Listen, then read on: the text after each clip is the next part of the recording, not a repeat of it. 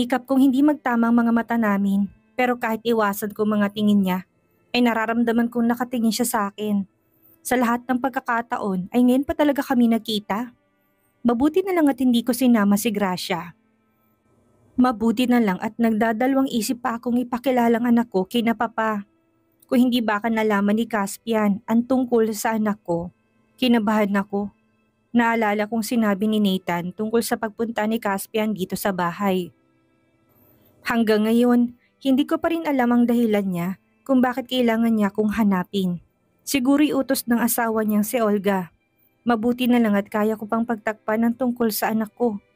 Nakakatulong ang kasal namin ni Nathan. Ikaw palang boss nitong anak ko. Biglang nagsalita si Papa at pinagdarasal ko na sana manahimik na lang siya.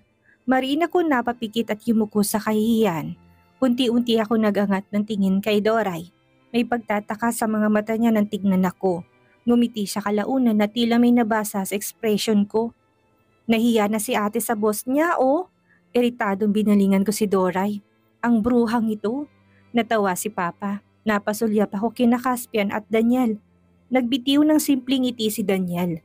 Samantalang may bakas ng amusement sa mga mata ni Caspian habang nakatingin sa akin. Nakagat ko ang ibang bang labi. Paano kung ibuking ni Caspian ang pagsisinungaling ko? Tapos biglang sabihin ni Caspian ang totoong past namin. Pinagdarasal ko na sana hindi. Muli akong nagangat ng tingin kay Caspian. May pagsusumamo sa mga mata ko habang nakatingin sa kanya. Pero base sa titig niya ngayon, parang may balak siyang masama. Parang kailangan ko na talagang ihanda ang sarili ko. Mukhang hindi niya ako tutulungan. I never thought na nagtatrabaho sa'yo under itong si Vita. Si Daniel na binalingan ni Caspian. Palakas ng palakas ang kabog ng dibdib ko, tila hindi ko na magawang lunukin pang kinakain. Hindi na mapakali ang puwet ko sa upuan. Pinagdarasal ko na sana lamunin na lang ako ng lupa. Sana maglaho na lang ako sa harapan nilang lahat. Yeah, she is. Hindi ko rin inaasahan na magkakilala kayo ni Jovita. Or I need to call her Vita too? May panunuya sa mga mata ni Caspian nang balingan ako.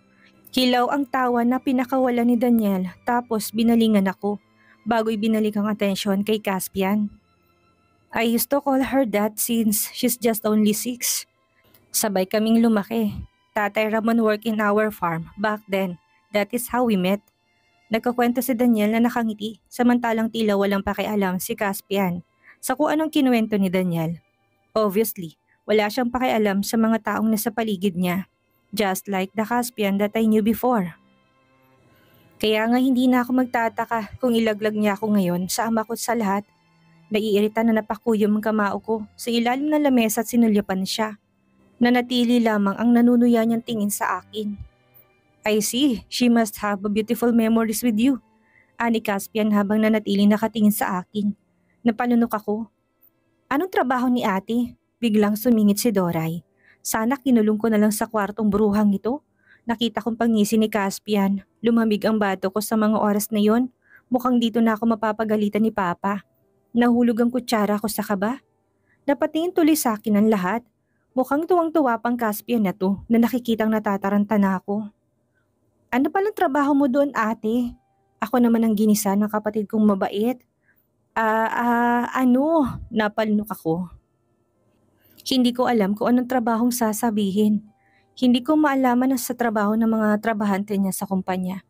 Sinilyapan ko si Caspian. Bakas pa rin ang tuwa sa mga mata niya. Habang nakikita akong naghihirap sa harapan niya. Gusto ko nang tusukin yung mata niya sa inis. Kasalanan niya to kung bakit kasi pumunta-punta pa dito. She's my personal cook. Siyang nag-asikaso ng diet list ko. Biglang nagsalita si Caspian. Namilog ang mata ko. Maging sina Papa at Doray ay gulat sa narinig. Talaga? Wow! Ang galing naman ng kapatid ko. Dati sunog pang pinarito mong isda. Tapos ngayon isa ka na palang personal cook? Hinalik-halikan pa ako ng kapatid ko sa kaniyakap. Kamusta naman pong luto ng anak ko? Kaya pa po ba ng sikmura niyo? Nagsalita si Papa, bakas ang balisa sa muka. Napanguso ako. Grabe naman tong si Papa, kung makapagsalita parang nilalason ko na si Caspian. Dapat akong pinapanigan mo Papa. Pero nagawa mo pa talagang pagsalitaan ako ng ganyan? Tumawa si Daniel. Isa pa to? I can still tolerate the taste. Caspian smear can stare at me. Kumuyam ang kamao ko. Masasapa ko na tong lalaking to. May tolerate pa siyang nalalaman dyan. Natuto na rin naman ako magluto ah. Hindi man kasing galing ng mga professional cook niya, pero kaya naman lunukin na ordinaryong nilalang. Palibhasa, sanay siya sa mga pangmamayamang pagkain kaya halos ayaw nang tanggapin na sikmura niyang putyo-putyo kong recipe. Paniguradong may komento siya dito sa luto ni Papa. Subukan niya lang laitin ang luto ng Papa ko. Ipapasok ko tong plato sa bibig niya. Inabot sila ng gabi doon. Mas maraming napag-usapan si Papa at si Daniel. Si Caspian hindi naman masyadong attentive sa mga pinag-usapan ng dalawa. Halatang walang interes tungkol sa farming. Siguro kung droga, baril at illegal transaction na pinag-usapan ng dalawa, ay baka nakisali si Caspian. Siyempre, uncle niya si Caspian si Lucifer, kaya mas interesado yan sa kasamaan sa mundo. Need help? Muntik na ako mapatalon sa gulat nang biglang sumulpot sa likuran kong boses ni Caspian. Para naman tong kabuti, kung saan-saan sumusulpot, as if naman marunong ka maghugas ng plato. Saka, huwag ka na sumali, baka magkarasyas ka pa. Pagalitan pa ako ni Olga. Napaingos ako. Kinuskus ko ng may galit ang baso, na parang doon ko binubuhos ang iritasyon ko sa mga plato at baso. Narinig ko mahina niyang tawa. Ano nakakatawa doon sa sinabi ko? Kunot noong nilingon ko siya. Nakasandal siya sa kahoy sa may bintana. Ang tangkad-tangkad niya at mukhang nahihirapang mag-adjust ang bahay namin sa tangkad niya. Sorry ha, pang-duwende lang kasi itong bahay namin eh. Hindi kasi namin afford yung bahay nung may pa-chandelier pa. Bumalik ka na lang kaya doon, huwag mo silang layasan. Ang hilig-hilig mong lumaya sa mga responsibilidad mo. Huminang boses ko sa dulo. Baka mapansin niyang humuhugot na ako dito. Baka isipin niya affected ako sa pagpapakasal niya kay Olga at pagiging pabaya niya sa amin ng anak niya. Ay, bakit? Hindi ba? Kaya ka nga galit dyan, Jovita, hindi ba? Pinalitan niya ako ng mata tila binabasa ako. Napaiwas ako ng tingin. Kung makatingin siya, parang alam niyang iniisip ko. Really, Jovita? If you forget, ikaw ang tumakbo at nilayasan ng responsibilidad mo. Balik-buwalta niya sa akin. May ngisi sa labi niya ngunit nagdidilim ang mata niya. Kumunot ang noo ko na nakatitig sa kanya. Nagbitiw ako ng sarkastikong tawa. Napansin ko tila nagtitimpi si Caspian sa bagay na hindi ko alam kung ano. Saan banda, Caspian? Naghahamon ng tingin ko. Akala niya atrasan ko siya. Natigilan ako at parang umurong ang lahat ng tapang ko sa katawan nang umalis siya sa pagkakasandal. Sa bintana at nagsimulang lumapit sa akin. Napaatras ako sa sink. Do you want me to elaborate those? Pinantayan niya na naghahamon ng tingin ng uri ng tingin ko. Nagkunwari akong matapang pero sa loob-loob ko'y nanginginig na ako. Itinuko niya ang mga kamay sa sink at tila kinukulong ako sa magkabilang braso niya. Napalunok ako tensyonadong napatitig sa mga mata niya. Hindi pa rin nawalang kakaibang dating ni Caspian na pangingilagan na karamihan. Ngumisi siya. Pero baka mas lalo akong magalit sa'yo kapag inisa-isa ko, Jovita. Bakas ngayon ang galit sa mga mata niya. Hindi ako makapagsalita dahil sa naramdamang galit mula sa kanya. Gusto ko siyang sumbatangan. Kung bakit sa aming dalawa siya pa talagang may ganang magalit samantalang akong pinahirapan nila. Akong biktima dito. Kaya bakit siya ganyan ngayon? Kung makaasta siya, parang siyang pang biktima. Umigting ang panga na pinagmasdan niya ang buong mukha ko. Tila minimemorize ang lahat ng sulok noon. Kalaunan ay biglang lumamig ang mata niya at sa isang kurap ay nakalis na siya sa harapan ko. Nanatiling kaba sa dibdib ko pero wala na ditong lalaking dahilan noon. Ilang saglit ay narinig kong pag-alis ng sasakyang nakaparada sa labas. Siguro'y kay Caspian ang sasakyang yun. Umalis ang boss mo ate. Nagpaalam lang kay Papa at kay Kuya Daniel tapos nagmamadali nang umalis. Ani Doray nang dumating naman kagad ilang saglit matapos tumalikod ni Caspian. Alam kong gusto lang nitong makichismis eh. Kunwari tutulungan pa ako nito maghugas ng pinggan. Sumunod na rin sa pag-alis si Daniel. Hindi ako nakatulog sa gabing iyon. Nakikita ko pa rin sa isipan kong galit sa mga mata ni Caspian kanina. Hindi ko alam kung bakit bigla siyang naging ganoon. Tila na guilty ako sa hindi malamang dahilan. Sabi ko, akong biktima dito pero pakiramdam ko bumabaliktad ang lahat. Bahala ka, wala akong pakialam sa'yo. Umayos na ako ng higat sinusubukang paalisin. Ang iniisip upang makatulog na. She brought 5, aninitan. Dahilan para masapok ang noo sa frustration. Sabi ko wag na mangolekta ulit ng pusang kalye. Tapos ngayon nagdagdagan naman ng 5. Wala na akong magawa. She like helping stray cats. Your daughter has a golden heart. Kabaliwan ka mo. Hindi na magandang sobra ni Ethan. Anong golden yung pinagsasabi mo? Alam ko namang ina-adapt niya lang ang pusang kalye na yan simula nung yabangan siya ng kaklase niya na may-ari ng pet shop. Hindi mo ba napansin na may kayabangan din yung anak kong yan? Ayaw papaapi yan kaya gusto rin mangolekta ng pusa gaya na kaklase niya sa Miami. Natawa si Nathan sa kabilang linya. Isa rin tong lalaking to eh. Nagiging sunod sa layaw si Gracia dahil hinahayaan niya lang sa gusto yung bata. Hindi sa lahat ng bagay pagbibigyan niyang pamangkin niya. Ayaw ko namang masanang anak ko sa ganong sistema at baka lumaki nagre-rebelde kapag hindi na pagbigyan sa gusto. I'll tell her to minimize. Don't worry. Ani at sumeryoso na. Napabuntong hininga ko. Alam kong hindi niya kayang anak ko. Kaya hindi na ako aasa na kaya niyang tanggihan yun. Sa akin lang naman kasi nakikinig yun. Palibasa, napakalambot niya kay Gracia. Sige, salamat. Ibababa ko na to. Mag-aagahan na kami. Tapos binaba ko ng phone at bumaling sa distansyang bahay. Lumayo ako para hindi marinig ang usapan namin ni Nathan. Hindi ko na rin sinabi kay Nathan ang tungkol sa pagkikita namin ni Caspian kahapon. Pero naitanong niya rin ang tungkol kay Caspian. Nagsinungaling na lamang ako tungkol doon. Tsak natutungo yun dito dahil sa pag-aalala. Mas lalong magiging komplikadong lahat kapag nangyari pa yon. Dumaan ako sa pilapil para bumalik sa bahay. Kaya lang muntik na ako matapilok na may matanaw na lalaking topless na may hawak na palakol. Iniisip ko si Daniel na naman to. Pero namilog ang mata ko nang malamang hindi ito si Daniel. Inawi niyang basa niyang buhok. Basa yun sa pawis. Napanganga ako sa pagkamangha. Akmang lilingon siya dito sa banda ko kaya kagad akong tumakbo pakubli sa likuran ng bahay. At dahil sa pagmamadali na apakan kong putikan at nadulas doon, napatili ako sa gulat pero kagad ko rin tinakpan ang bibig at baka may makarinig. Makita pa nila itong itsura ko dito, mapahiya pa ako. Iritadong bumangon ako. Ay hala, anong ginagawa mo dyan ate? Sabi mo may kakausapin ka lang sa phone, bakit nakasalampa ka dyan? Agad niya ako nilapitan para tulungan na tumayo. Dumating lang yung hinayupak na yun, nagkanda malas-malas ng araw ko. Bulong-bulong ko habang papasok sa pinto tungo sa kusina. May sinasabi ka ate? Hindi ko na pinansin ang tanong ni Doray. Dumiretso ako sa banyo para maligo. Bakit kasi nandito na naman siya? Ano na naman ang dahilan niya? Kahapon lang galit na galit siya. Tapos ngayon bumalik ulit. Nandyan ba si Daniel? Tanong ko kay Doray pagkarating ko sa kusina. Mamaya siguro ate, baka dumating din yon. Tumango ako at nagtungo sa ref. Kumuha ko ng tubig doon. Ang bait-bait ng boss mo ate, may dala siyang mga groceries kanina. Tapos siya naman na nagsibak ng kahoy ngayon. Sabi niya stress reliever niya raw ang tumulong. May mga ganong mayayaman pala. Kahit mayaman siya napaka down to earth niya. Para siyang si Kuya Daniel, hindi maarte. Umikot ang eyeball ko sa narinig. Down to earth, utot niya. Kung alam niya lang kung gaano kasama yung Caspian na yan. Nagluto naman ngayon ng sinarsahang manok si Papa. Tapos nag-ihaw naman ng isda kanina sa labas si Doray. Medyo marami-rami ulit ang niluto nila ngayon.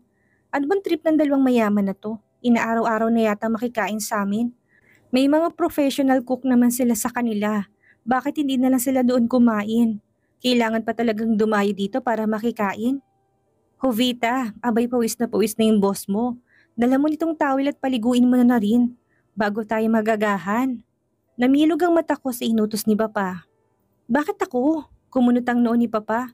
Ay, sino pa ba? Ikaw ang empleyado niya kaya dapat lang naasikasuhin mong boss mo. Mahirap humanap ng ganyan kabait na amo, kaya umayos-ayos ka dyan. Napangangako ng ipasa niya sa akin ng towel na para raw kay Caspian. Punasan mo na si Boss Pogi ate. Ayusin mong pagpupunas lalo na sa bandang abs. Kinindatan pa ako ng kapatid ko bago ko nilampasan. Nasa silid mo yung bagong t-shirt, yun ang ibigay mo pagkatapos ng maligo. Humirit pa si Papa. Napapikit ako ng mariin sa iritasyon. Hindi ako makapaniwalang pagsisilbihan ko pa talaga ang hinayupak na yon. Padabog akong nagtungo sa labas. Naabutan ko si Caspian na nakaupo sa upuang kahoy sa labas. Seryosong mukha niya na pinagmamasdan ng kahoy na sinibak niya kanina. Napansin ko may tali ang kamay niya. At hindi basta-bastang tinali lang iyon doon dahil may bakas ng dugong kamay niya. Tila may konting kirot sa dibdib kong naramdaman. Bakit ganun? Bakit nasasaktan ako ngayon nakita ko nasaktan siya? Hindi naman iisang katawan namin pero naapektuhan ako sa hindi may paliwanag na dahilan. Bumalik ako sa silid ko para kumuha ng benda at gamot. Naiinis ako sa sarili ko dahil kahit nagalit ako sa kanya, hindi ko pa rin kayang tiisin siya. Nag-aalala pa rin ako sa kanya. Nagulat siya nang kuhanin kong kamay niya bago ko nilabag ang gamot para sa sugat niya. Tahimik siya pero nararamdaman ko mga tingin niya. Seryoso siyang nanonood sa ginagawa ko sa kamay niya.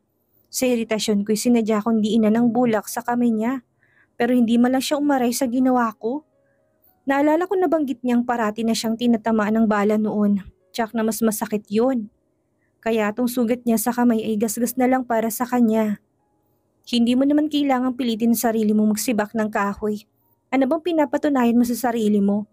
Hindi naman kayo gagamit ng kahoy. At hindi ka rin magluluto sa inyo dahil may personal cook kayo. Para saan pa kung matututo ka magsibak? Iritado kong bunganga sa kanya habang nanatiling mata ko sa ginagawa. Why do you care? Kumunot ang noo ko sa narinig mula sa kanya. Oo nga, ano bang pakialam ko kung gawin niya yun? At bakit parang tunog concern pa ako dito?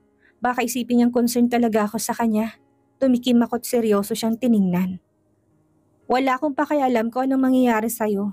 Ginagawa ko to dahil sinabi ko kay Papa na boss kita. At kung ano man mangyari sa'yo dito, pananagutan ko dahil kargo kita. Nasa teritoryo. And I don't ask you to do it. Nang hamon ng tingin niya. Gumalaw ang panga niya, nagtiimbagang ako sa iritasyon. Bakit ka nga pala nandito? Ano na naman ang kailangan at bumalik-balik ka pa talaga? Tapos ng kontrata ko sa'yo, kaya bakit sumusulpot ka na naman? Ano pa bang kailangan mo sa akin? Nagbitiw siya ng marahang tawa. You're too full of yourself, Jovita. So all this time, iniisip mong nandito ako para sa'yo? Para kung sinilaban sa narinig, ako lang ba talagang nag-iisip na akong sadya niya? Kaya siya nagpunta dito? Parang pinapalabas niya na assuming ako para isipin kong akong pinunta niya doon.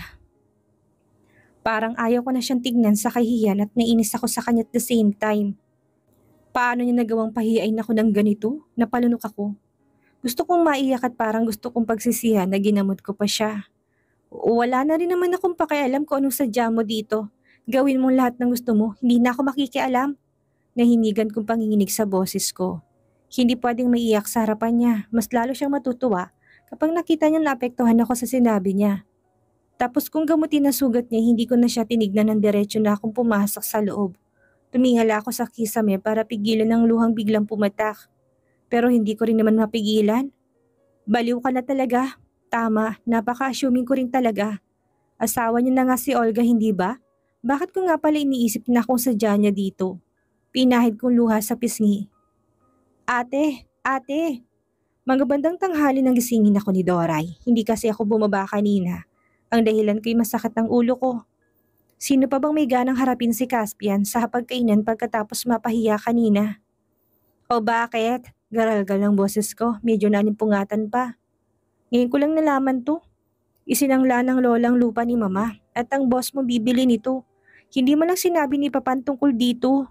Humagulhol si Doray. Nagising ako ng tuluyan. Sa balitang yun ni Doray. Ayos lang kay Papa. Sabi niya wala tayong rights sa lupa dahil hindi pa itutuloy ang ibinigay kay mama. Bali conjugal property pa't may kakayahan pa si Lola na ibenta to. Paano na yan ate? Ito na lang ang iniwan ni mama para sa atin. Napanganga ako. Hindi ko alam kung ano sasabihin. Paano tinago ni Papa ito sa amin? Wala na ba kaming karapatang malaman ng lahat ng problemang yon? Ayaw ni Papa na pag-initan pa tayo ni Lola. Kaya ayos lang sa kanyang ilipat ang rights kay Mr. Caspian Almason. Patuloy na humahagulhol si Doray. Ito bang tinutukay ni Caspian? Hindi ako pinunta niya. Hindi ang lupa namin. Ang lupa kung saan nakatirik ang bahay na to. Ate, kumbinsihin mo si Mr. Almason. Mabait naman siya, di ba? Baka maawa rin yung sa atin at ibigay na lang sa atin ang lupang ito. Wala na kaming mapupuntahan ni Papa. Ginigipit siya ni Lola. Nakita mo bang short ko? Natigilan si Papa nang lampasan ko siya nang hindi nagsasalita. Ayoko na muna siyang kausapin dahil baka pag kinumpronta ko siya, ay maiyak lang ako sa inis. Sino bang hindi maiinis? Alam kong tuto lang ina ni Mama sa pagpili ni Mama kay Papa. Dahil mahirap lang si Papa at mata pobre si Lola. Nagpapasalamat na lang ako na hindi namin naman ang ugaling yun ng matandang yun. Alam kong napilitan si mama na iwan si papa para sumama sa ibang lalaki. Ginigipit na kami ni lola noon pa man. Nagkataon na failure ang palayan namin at naubos ng pera namin dahil pinampuhunan namin yun lahat sa palayan. Inasahan namin na may maani kami pagkatapos nun. Pero minalas kami ng mga panahong yun at nagkataon na nagkasakit ang kapatid ko. Walang-wala kami ng mga panahong iyon. Ang naalala ko'y pumunta si mama sa ina niya para humingi ng kaunting tulong, pati si papay hindi na rin alam ang gagawin. Kinabukasan may lalaki nakakotse nagpunta sa bahay para kunin ang gamit ni mama. Dahil hindi na raw babalik si mama, kasabay nun inabot na lalaking ilang lilibuhing pera na nakasilid sa isang sobre. Hindi ko maintindihan kung anong nangyayari, 10 taong gulang pa lang kasi ako. Ngunit tandang-tanda ko pang tagpong yun sa utak ko. Naalala kung paano pinigilan ng kapitbahay si papa na sugurin ng lalaking kumuha ng gamit ni mama. Nung tumungtong ako ng 15 ay saka ko lang napagtanto ang lahat. Kapalit ng kakarampot na pera para pambili ng gamot ng kapatid ko yung nagawa ni mamang sumama sa ibang lalaki. Ayon na rin sa utos ng kanyang ina na aming lola. Hindi ko alam kung bakit ito nagagawa ni lola. Gusto ko itanong sa kanya kung kahit minsan ba'y nagawa niya kami ituring ng mga apo. Mahirap ba kaming tanggapin at mahalin? May nagawa ba kaming masama para ituring niya kami kung sino lang? Hoy! Siniko ako ni Doray. Nang makapasok siya sa silid namin, nagtaka si Papa. Hindi mo lang daw siya pinansin kanina. Baka magtampo yon. Napakurap-kurap ako at nag-iwas ng tingin. Saka na kapag nawala na tong inis ko. Galit ka kay Papa? Humiling ako. Hindi, galit ako kay Lola at sa sarili ko. Hinila ni Doray ang braso ko para yakapin. Isa yung mainit at mahigpit na yakap, dahilan para mapaiyak ako. Istrikto si Papa sa atin. Matapang siya kapag tayo ng pag-uusapan. Mahal na mahal niya tayo na umabot sa puntong hindi siya kailanman naghanap ng ibang babae magpapasaya sa kanya. Mas pinili ang iraos ang pagpapalaki sa ating dalawa na siya lang mag-isa. Payat na payat pa siya dati dahil halos ayaw magpahinga para lang may pambaon tayo sa school. Ani ko na naalala pang panahon yun, umalog ang balikat ni Doray. Nang tingalin ko umiiyak na rin pala siya. May ipapakita ko sa iyo ate, pero sana huwag ka magalit kay Papa kapag nalaman mo to. Ani yan na umiiyak pa rin, nagtatakang sinundan ko ng tingin ng kapatid ko. Lumabas siya saglit sa silid namin at pagbalik niya'y bitbit niya ng lata ng biskwit na luma na. Naalala kong dyan nilalagay ni Papa ang mga larawan nila ni Mama. Minsan naalala ko nahuli ko pa si Papa na pinagmamasdan ng mga litrato nila ni Mama. Pagkatapos tutulong luha niya at ihihilamos ang palad sa muka para pigilang maiyak pa ng todo. Alam kong durog na si Papa sa loob niya pero ayaw niya magpakita ng kahinaan sa amin. Gusto niyang panindigan ng pagiging haligi ng tahanan. Haligi na kailangang matatag kahit ano pa man ang unos na dumaan. At napabilib ako ni Papa sa katatagan niyang yun. Ito ate, nilapag ni Doray ang bitbit niya. Buksan mo. Bakas pa rin ang pagtataka sa mga mata ko nang hawakan kong latang lagayan. Dahil sa tagal na ng lagayan na yun, ay may bakas na yun ng kalawang. Binuksan kong takip at tumambad sa akin ang isang bugos ng pera. Puros lilibon yun. Gulat na tapatingin ako kay Doray. Ano to? Nagbitiw na mapait ng ngiting kapatid ko. Pagkatapos ng pinadala mo para sa pagpapagamot ko, tinabi ni Papa yan. At tuwing magpapadala ka simula noon, tinatabi na ni Papa ang perang padala mo. Sabi niya, masyado na malaking sinakripisyo mo. Kaya siya naman ulit ang kikilos. So, anong pinagkukunan niyo sa pang-araw-araw kung ganun? Bumalik si Papa kay na Mayor. Tinulungan siya ni Kuya Daniel. Pinag-aral ni Kuya si Papa ng driving tapos nakakuha na rin si Papa ng lisensya. Sa tulong ulit ni Kuya Daniel. Kaya si Papa ng karelyebo ng isang driver ni Mayor. Tapos ako naman, nagtuturo ako sa kapitbahay natin kada linggo. Paliwanag ni Doray. Hindi ko lubos akalaing mangyayari itong nawala ako. Kung ganoon, naging maalawan ang buhay nila ngayon. Sa atin dalawa ikaw ang hindi nakatapos ng college. Kaya pangarap namin ngayon ni Papa, ni ikaw naman na makapag-aral. Tapos biglang nangyari to.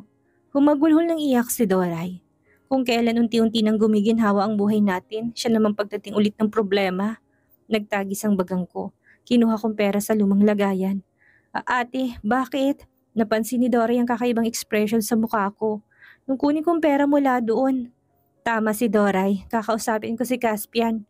Kailangan ko siyang kumbinsihin sa abot ng aking makakaya. Hindi ko alam kung gaano kalaki ang hihingin niya. Nagtrabaho ako sa kanya noon. Sabi niya hindi naman ako pinunta niya doon, hindi ba? Ibig sabihin wala na siyang pakialam sa akin. Kung haharapin ko man siya ulit ngayon, ay isa na naman itong deal sa pagitan naming dalawa. Binilang kong pera, umabot yun ng 50,000. Maliit lang yun pero baka pwede ng partial payment. Nung nagtrabaho ako sa ibang bansa sa mismong coffee shop ni Nathan, ay nakapag-ipon naman ako ng kahit papano. Nasa 100,000 din. Kukulangin pero at least may paunang bayad na ako sa kanang iba kapag nagkaroon na ulit ako ng sahod. Kapag nakabalik na kami sa ibang bansa, saka ako mag-iipon ulit para sa balance ko sa lupa. Aalis ako. Anikot nag-BS. Dinala kong purse ko para ilagay doon ng pera. Wala na nagawa si Doray. Nung lumabas na ako sa bahay, nasalubong ko si Papa sa pinto ng bahay. Saglit ako napatigil at nakipagtitigan kay Papa. Bakas ang pag-alala at pagtataka sa mga mata ni Papa. Lahat ng yun ay ako ng kanyang anak ang dahilan. Kung iniisip niyang napakarami ko ng sinakripisyo, ay ano na lang siya. Siya na simula pa nung bata pa kami ni Doray ang siyang naging ilaw, sandigan at silungan namin ng kapatid ko. Siyang sumalo ng lahat, kaya ang gagawin ko ngayon ay napakaliit lamang kung ikukumpara sa lahat ng sakripisyong ginawa niya. Patawad Papa, pero mukhang hindi ko matutupad sa ngayon ang pangarap mong makapag-college ako. Pero pangako, babawi ako. Agad ko nilampasan si Papa, narinig kong tinawag niyang pangalan ko, pero hindi ko na siya nilingon pa. Nagmadali akong sumakay sa single motor na dumaan. Kina Mayor, sabi ko sa nag-drive. Medyo gulat pa siya dahil kaagad akong sumakay sa motor niya nang wala man lang pasabi. Alam mo naman sa PesoNet lang ang punta ng mokong na to eh.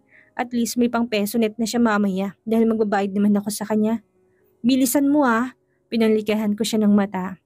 Wala pa akong lisensya ate, bawal lang mabilis. Sabi ni Totoy, medyo iritado pang boses. Kaedad lang yata to ni Doray eh. Talaga lang ha, kunwari ayaw bilisan pero mukha namang kaskasero. Ate ka po ni Doray? Biglang tanong niya. Oo, bakit? Kaya pala pareho kayong baliw. Napabalik ang tingin ko sa kanya. Ewan ko kung namali lang ako ng dinig dahil sa lakas ng hangin pero parang yun ang sinabi niya. Ano? Wala po. Sabi ko sa bahay na lang ako magre-research. Aniya, tas kili ko nang ibinalik sa unahan ng mata. Sus, kunwari ka pa toy, maglalaro ka lang ng Dota eh. May tsurat maputi ang batang ito, may katangkaran pa. At base sa pagkasnab nito, mahambing ko siya kay Caspian. The way na titingin, the way na magsalita. Kung sasabihin ni Caspian na kapatid niya to, paniguradong maniniwala agad ako. Umingos siya sa sinabi ko't hindi na nagsalita. Binaba niya ako sa harapan ng munisipyo. Dumukot ako ng pera sa bulsa ko pero mas nauna siyang mag-abot sa akin ng papel. Nagtaka ako nang tingnan ko siya. Ano yan? Nanatiling seryosong mukha niya na magsalita. Pakisabi kay Doray na nasagutan ko ng test paper niya para hindi na siya laging nangungopya sa akin. Namilog ang mata ko nang tignan kong papel na binigay niya. Mga math formula yon. Lahat ng choices ay nasagutan na. Napanganga ako sa paraan ng pagsagot niya sa mga mahihirap sa math problems. May pangalan ni Doray sa itaas at hindi yung sulat kamay ni Doray, kung hindi ibang sulat kamay din. Tsak na siya rin ang nagsulat ng pangalan ni Doray. May sasabihin pa sana ako sa kanya, pero nakaalis na siya. Siyang gumagawa sa test paper ng kapatid ko? Napakurap-kurap ako, hindi bale. Mamaya ko na siguro po problemahin to. Ang dapat kong pagtuunan muna ng pansin ngayon ay ang makaharap si Caspian. Tumikim ako't seryosong mukhang humarap sa munisipyo. Ano kayang mangyayari sa lakad ni Jovita? Magawa kaya niyang makumbinsi si Caspian na ibigay niya lang sa kanila ang kanilang lupa? Yan ang ating aalamin sa susunod nating kabanata.